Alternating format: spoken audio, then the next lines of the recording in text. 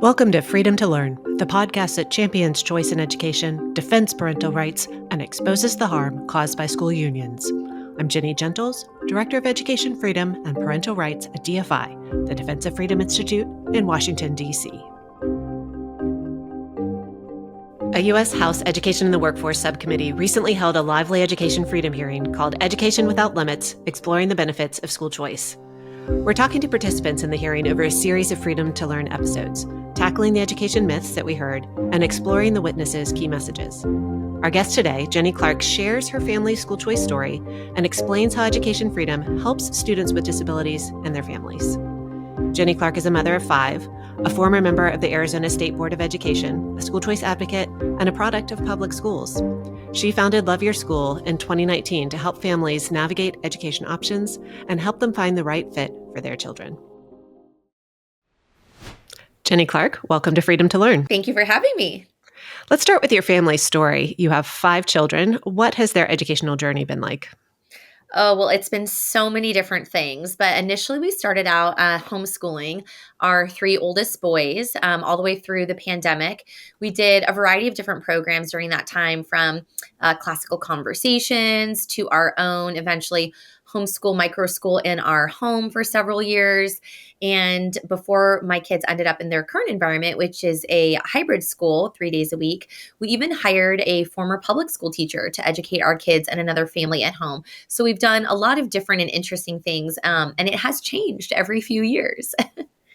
So was your family's experience what inspired you to launch Love Your School?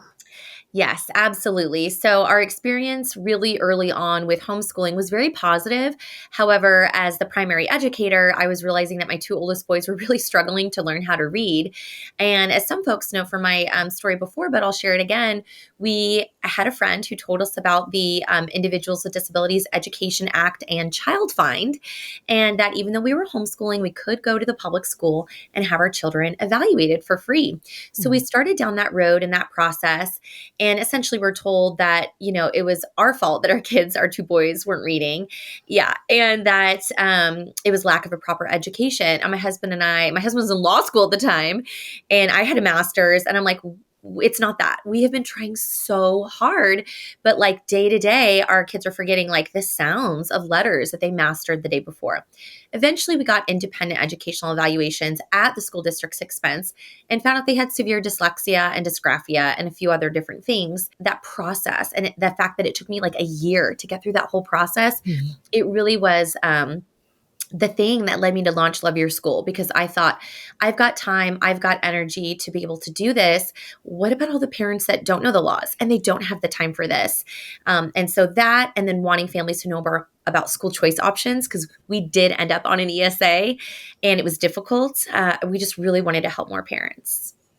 Yeah, you and I have talked about this. As you go through the IEP process, you get really emotional on behalf of your own children as you advocate for them, and really fight back against the system who seems, really resistant to work with you.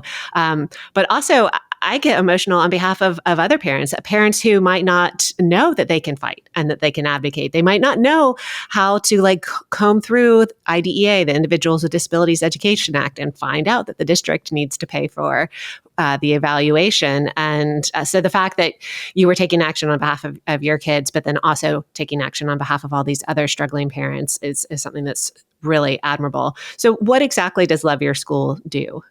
So Love Your School provides personalized support to parents in Arizona, West Virginia, and Alabama. So kind of what that looks like, just thinking of the parent support cases I've helped with, even just this morning, is that a parent reaches out to us. They're either referred to us by maybe a school or a therapist, or they find us on social media, or a friend introduces them to us, and they'll send us an email or a direct message on, social media, or call us.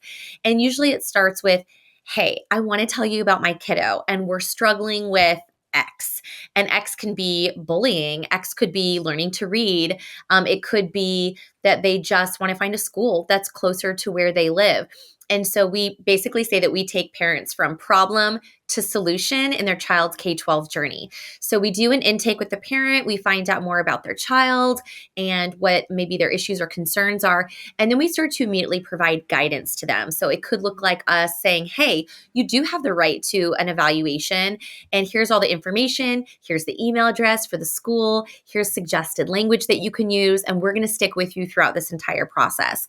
It could look like we do a school search for them, stuff that meets their criteria. Just recently, we had a family that was denied for our state's ESA program. And we believe that they were denied incorrectly.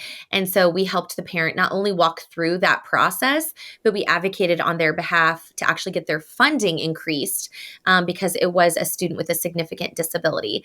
So we're helping parents all day, every day, a lot of times nights and weekends. If I get a text over the weekend or I see a direct message on Instagram and I know the answer, I'm like, I'm just going to tackle this right now because I know the feeling of being a parent and just like waiting and struggling and needing help. So you're based in Arizona. Is Love Your School Arizona only, or are you serving parents elsewhere as well? So our main like headquarters, everything is based out of Arizona. So of course we serve the most families right now in Arizona. And then we have a small team in West Virginia, a small team in Alabama.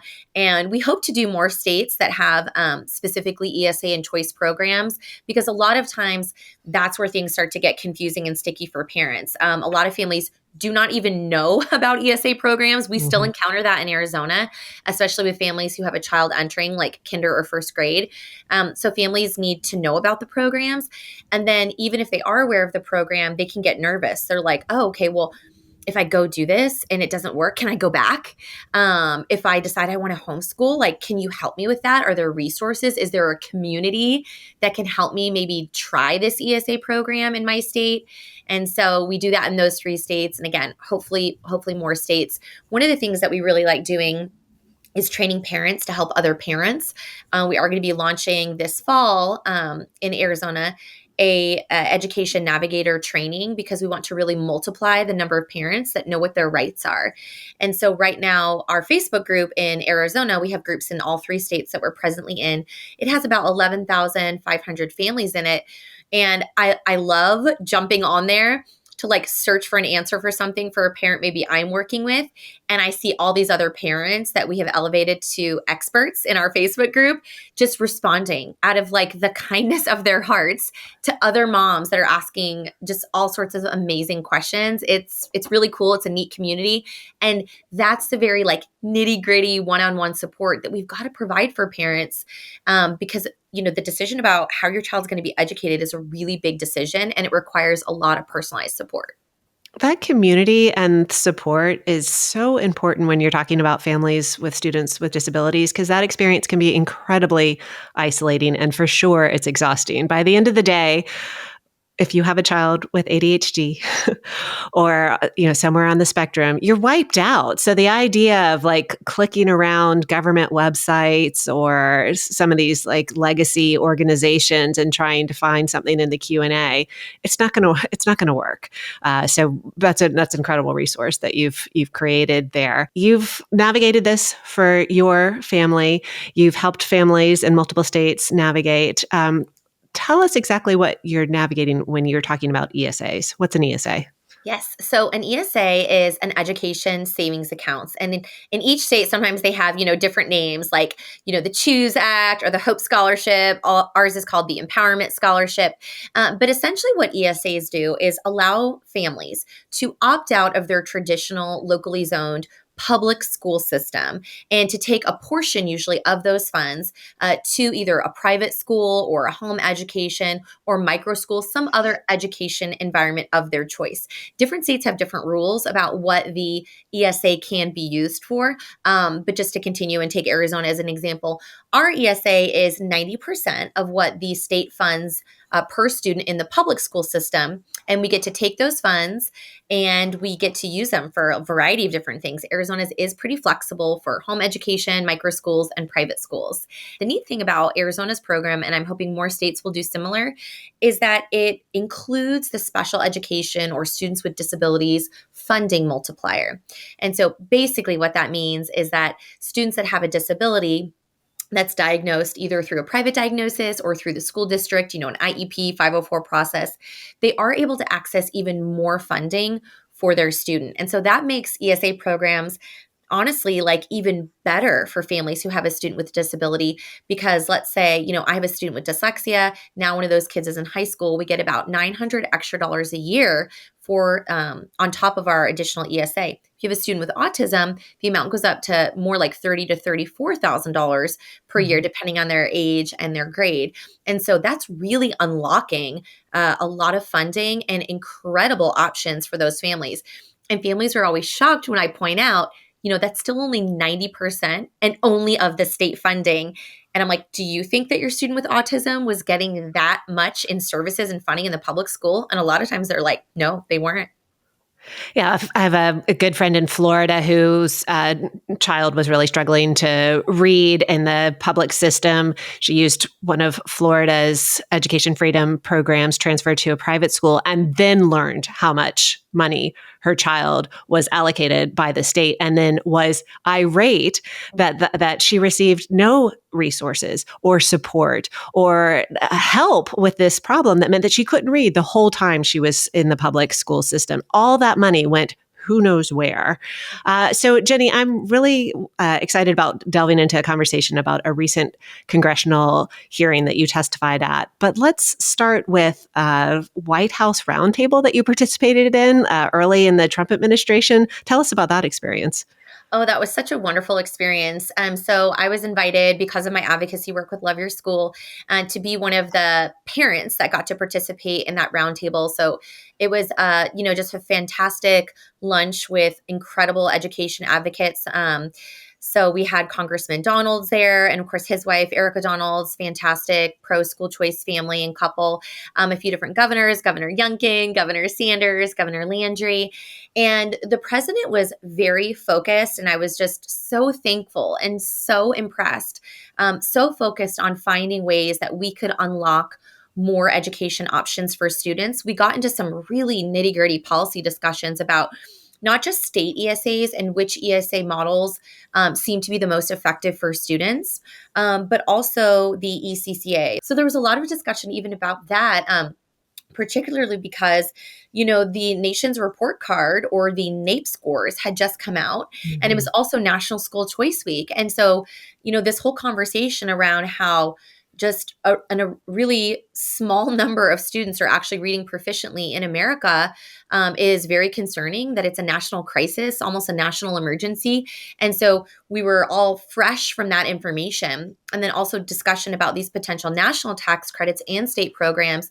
And so it was like, we've got a lot of work to do. We've got, almost 3 decades now of academic declines that are even worse since COVID. Like, what are the immediate levers that we can pull to start fixing this? And so really great conversations. One thing I will say I was just so impressed that President Trump was willing to let people challenge him. He, on several occasions said, does anyone disagree with me? Do any of you disagree with this idea or what we're talking about here? Like, I want to hear from you. And that just blew me away. And just the knowledge to which he understood what the problem was and really wanted to find solutions for parents. Like, we're dealing with this at the nitty-gritty level of our own children. And so there's that, the small scale, but then also the bigger scale of, we're concerned about our country and we're concerned about American school children. And then after that, of course, we were all very shocked because the event was supposed to last, a strict hour. I mean, it's the President of the United States, that we were then invited to go into the Oval Office. And, the president canceled another meeting that he had and invited us all into the Oval Office, and then took time for more conversation and photos. So it was just such a special time. And I was, so thankful to be there. Definitely felt underqualified to be in the room. So. Well, Jenny, you mentioned it was during National School Choice Week. So if you think about it, he was inaugurated in January. National School Choice Week happens, I think it was probably end of January, beginning of February. This was a priority for this administration. Education freedom, expanding options, addressing our nation's educational crisis right now. So that's exciting. Fortunately, Congress is taking action as well. There was a recent congressional hearing that was focused on school choice. This was a subcommittee of the House Education and the Workforce Committee, and you came back to Washington, thank you, to testify. Other witnesses were Walter Blanks, who benefited from a scholarship program when he was growing up in Ohio, Mike McShane from Ed Choice, who knows the research backwards and forwards, and then you came and shared your story. You were only given 3 minutes. A lot of times, opening statements are 5. What did you want to convey in that opening statement? Well, one of the things I really wanted to convey is just that my story is not unique, that there are literally millions of families all across America who have had similar difficulties, both navigating the public education system, or the public education system just not working for their kids.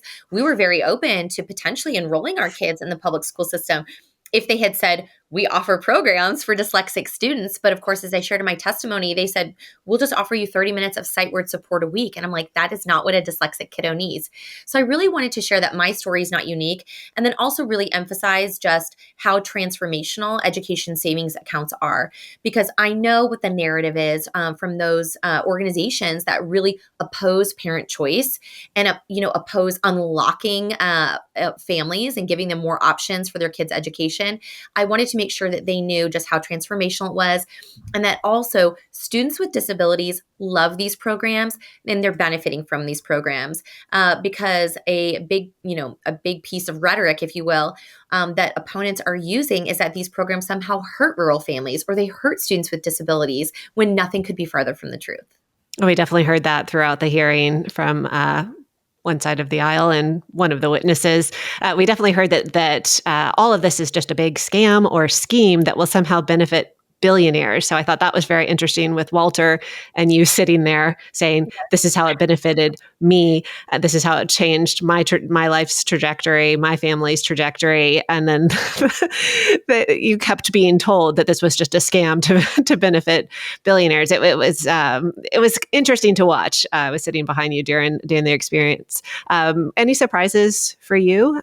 I was a little bit surprised about how willing opponents of school choice and ESAs, some of the members of the subcommittee were, how willing they were to try to discount and discredit our actual experiences, right? I mean, that's the Your one thing. lived experience. Yes, and a few of the questions, obviously, they had dug into my written testimony, which they get a chance to review, and their staff reviews before we testify. And they really wanted to make me out to be some sort of, super wealthy family that, was benefiting and getting all of this money. And you saw, for those of you who missed it, they said, well, how did you pay for this independent educational evaluation? I'm like, the public school paid for it. It's part of the law. You're allowed to disagree with the district and ask for them to pay for an independent evaluation, because those evaluations are $3,500 a piece. It's crazy. And then they also made a comment about, me being a stay-at-home mom and homeschooling. And they asked if I was able to do that because we had a stable income. And, I was chuckling inside because I'm like, no, we lived on loans. My husband was in law school for those 3 years when we were figuring all of this out. Our income was loans. We're still paying those school loans. And so it really just flew in the face of the narrative I think that they were trying to portray. But then I stopped and thought a little bit more about that later. And I thought, what if we did have a stable income during that time for some reason? Or what if we, had paid for those evaluations kind of on our own?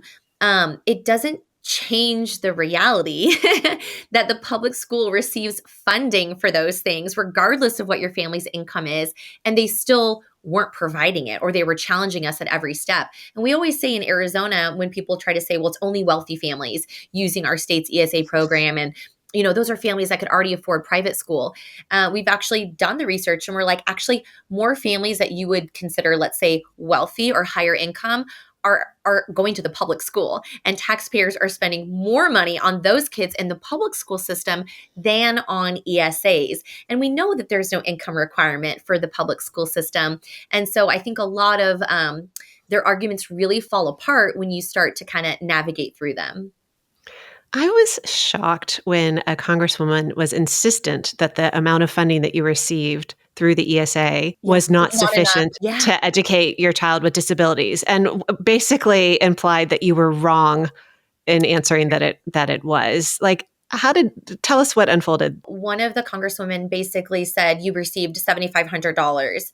And I said, per student. That's what our ESA was, per student. And at that time, I think it was only two of our kids that were on, and then our third one got on like a year later. And she's like, and that covered all of your services.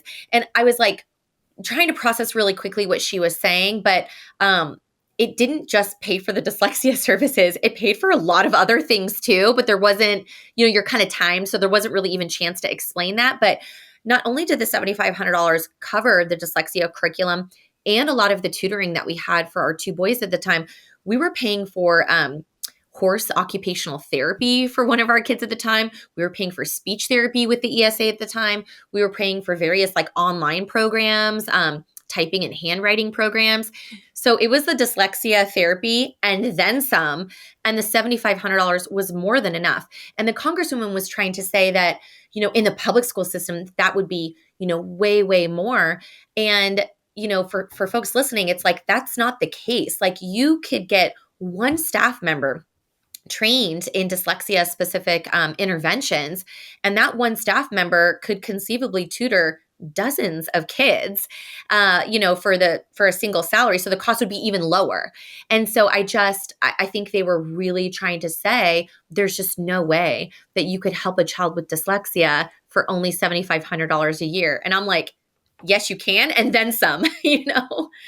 Right. And any parent listening who has a child who needed occupational therapy will know it is, I don't know, impossible to get occupational therapy through the public school. That was a fight that Yep. I fought for years and then just gave up, and you have to end up paying for it privately outside of school. So the fact that you were able to throw in the OT in addition to everything else that you were doing with that ESA is fantastic, and it's what every family deserves and every child with special needs deserves. There were some statistics that you threw around because people do like to claim it's a scam, it's a scheme, it hurts students with disabilities, and they think the real kicker is to say when a child leaves the public system, they give up their IDEA FAPE rights, free, appropriate public education, implying that why would anyone ever want to do this? So give us a sense of kind of how you were responding to some of those allegations. Absolutely. So yes, that's exactly right. A lot of times what attorneys or opponents of ESA programs will say is, just so you know, the thing they're not telling you is that you lose FAPE and you lose IDEA rights. And so my response is always, well, you lose some of them, but if you decide that your child's not better off on an ESA, you can always go back to the public school system. However, what the data shows in Arizona, and I like to use Arizona as an example because we have had our ESA for students with disabilities for over 12 years now. So there's lots of good data. But also our Arizona quarterly ESA report had just come out a few days prior, which was very helpful. But Arizona's program consistently has a higher number of students with disabilities using our ESA compared to the students with disabilities percentage in the public school. In Arizona public schools, you have about 14% of the students on an IEP or a 504 plan. On our ESA program, you have over 18%. And then of that 18%, because it's broken down into the 13 disability categories, over 50% of those students with disabilities on our state's ESA are students with autism. And so, I'm just always trying to point out, and I tried to in that hearing, that if you're trying to say that families with disabilities are being hurt by going on an ESA and because they lose their rights, then why are those families choosing the program in greater percentages than in the public school system? Well, it's because most of us on the ESA already know that we don't think our kids were actually getting those services in the public school system. And even if we were, we often had to fight, great emotional time and toil, tears and IEP meetings, even then to get the most basic Lawyers. services. And lawyers. And that was the next thing I was going to say. Everyone knows if you really want to get what you think your child needs, you're going to have to hire an attorney in order to force the district to respond. And most people do not have time or money for that. We certainly didn't.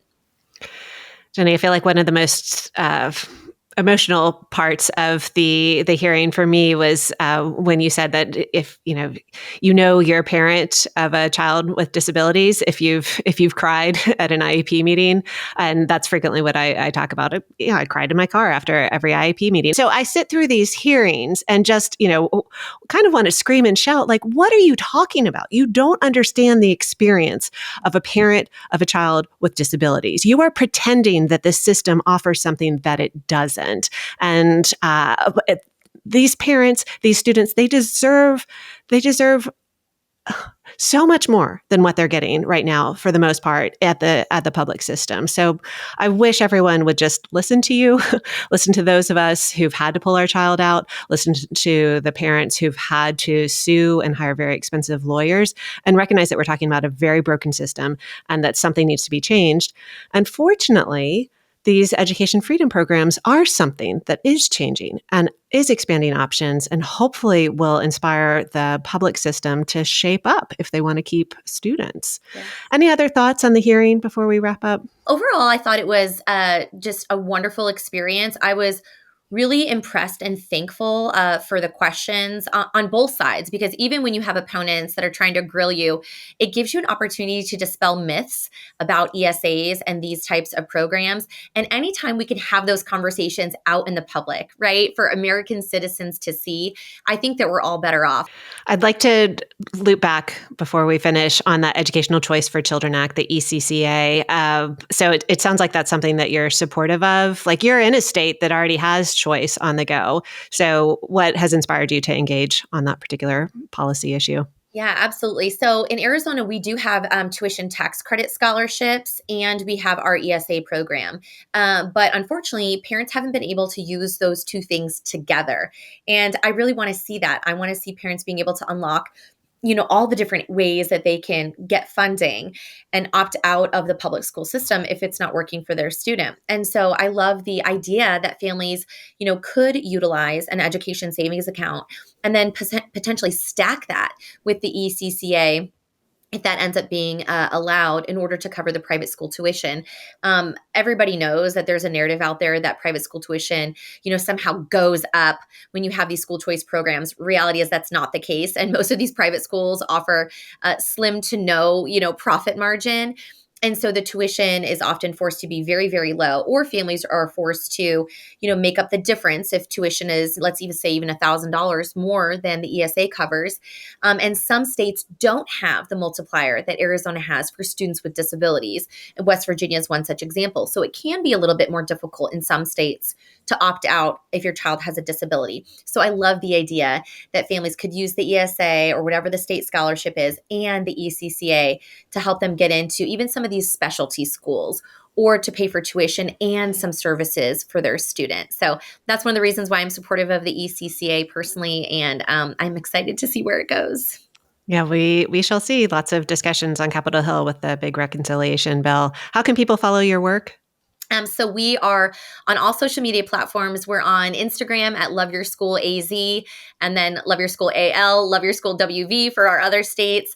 We're on X, I Heart My School, and of course on Facebook at Love Your School. Well, Jenny Clark, thank you for your commitment to education freedom, to families who so deserve support, and thank you for joining Freedom to Learn. Thank you so much for having me. Freedom to Learn is a production of the Defense of Freedom Institute. You can learn more about DFI at dfipolicy.org. If you have feedback or suggestions for future podcasts, please reach out to us at podcast@dfipolicy.org. If you enjoyed today's episode, please subscribe and leave a rating and review wherever you listen to your favorite podcasts.